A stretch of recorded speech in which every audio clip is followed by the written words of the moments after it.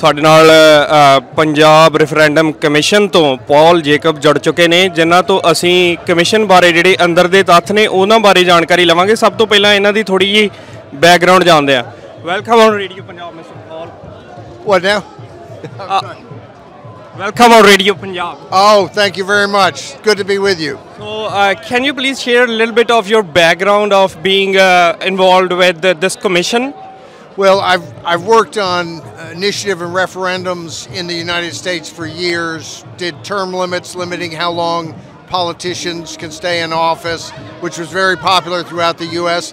And then I've been involved in some things around the world, and we were asked to take part in this and provide some advice and counsel as to how to best hold a referendum, and glad to help. We think it's important that people be able to vote and express themselves.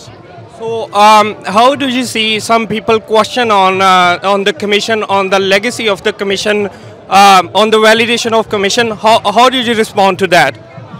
Well, this is not a governmental referendum. This is being done privately by Sikhs for Justice, but they're attempting to do it as much as possible using best practices from around the world, and that's why they came to us. And you know, we're people who have a lot of experience. People sometimes see things differently, but we've worked all over the world, and we're trying to share that experience. So, you know, we're not suggesting that somehow we are the font of all knowledge, but we're working closely with the folks who are doing this, and they've been very good about taking advice and trying to do it as best they can. So what would you say about this? So as we can see, there are a number of people waiting in lines. So is there a possibility of a next referendum happening in Lower Mainland area? You know, I don't know whether there'll be another one, but I suspect that there will, just because this is an incredible outpouring of people. I've been present for ones that were held in London and in Toronto. They've been held in other places, and it's always been a tremendous turnout. But this is something else. We just talked to people in line who said they'd been in line for 2 hours, and they probably have another 30 minutes or 45 minutes before they get to vote. And people coming in wheelchairs and you know, crutches to get there. So it's always very inspiring when you see people who care enough to come out and vote. So I have one very interesting question. So people wanted to know that. So who decides the location of who decides the place where the referendum will be happening next? Well, the Sikhs for Justice will decide where the next referendum will be. They will ask advice as to where to hold it, what sort of building, and usually we try to have a building that's a private place or a public place that people can come to.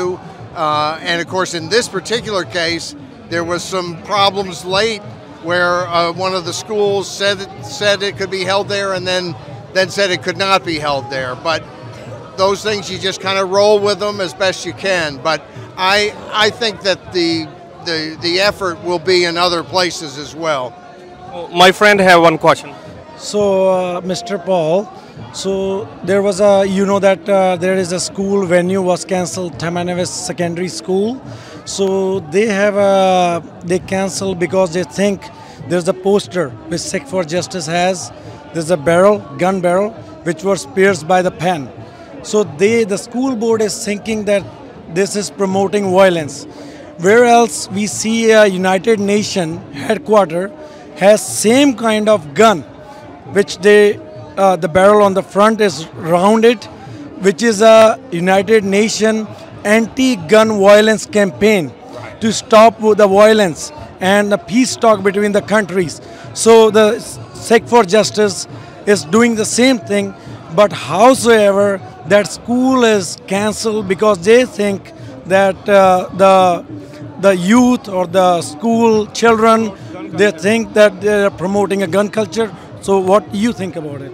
Well, I've seen the poster you're talking about, and I think someone could look at it initially and misunderstand. But as soon as you see that it's a pencil, for someone to, because the pen is mightier than the sword. And of course, these have been totally peaceful. Oftentimes in this day and age, people want to look at something and take it to some crazy extreme.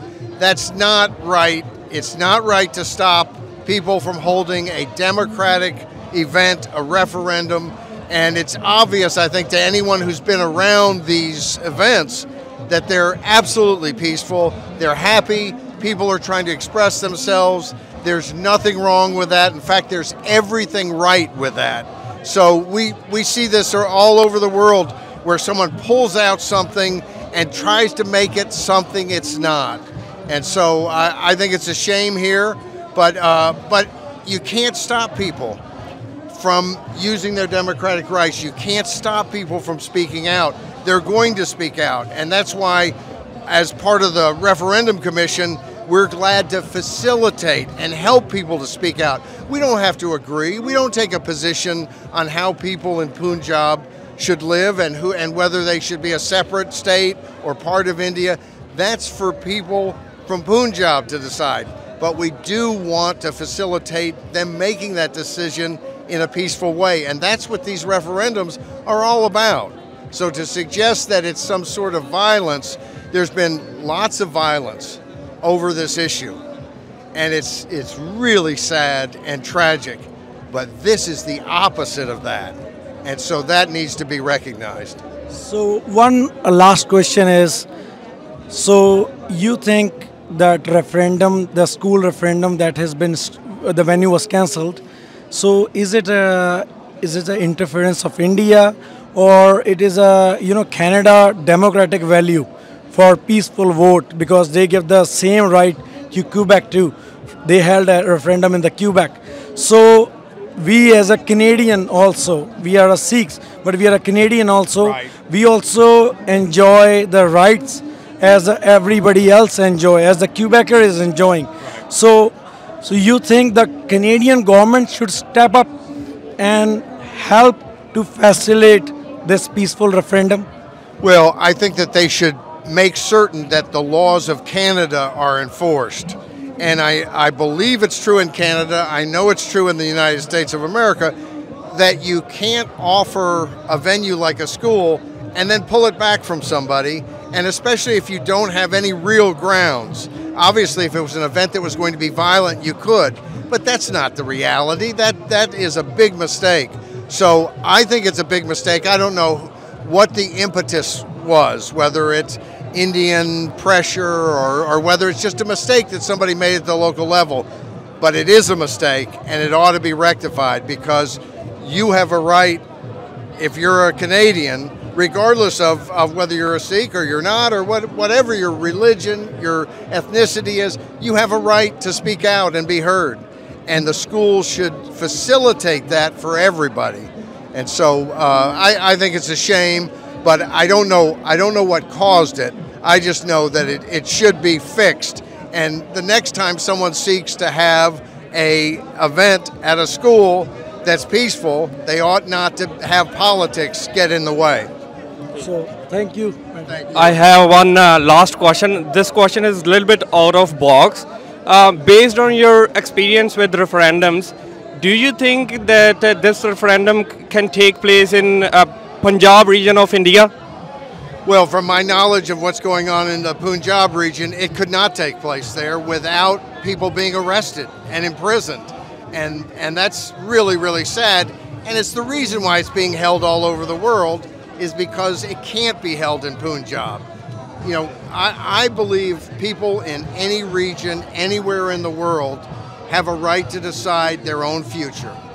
Whether that's in the United States, whether that's, maybe Puerto Rico doesn't want to be a territory anymore, that's up to the people of Puerto Rico. I think that's true around the world. And I don't know how they would vote in Punjab, but I do know that they don't have that opportunity.